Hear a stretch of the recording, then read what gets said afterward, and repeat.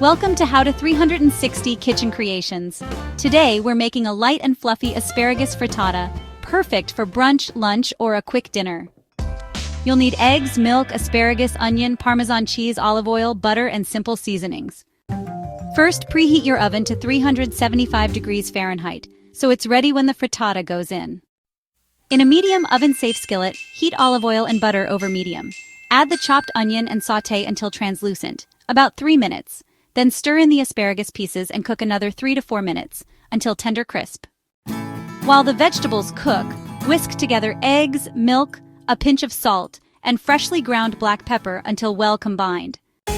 Pour the egg mixture evenly over the sautéed asparagus and onions. Finish by sprinkling grated Parmesan or Gruyère cheese across the top.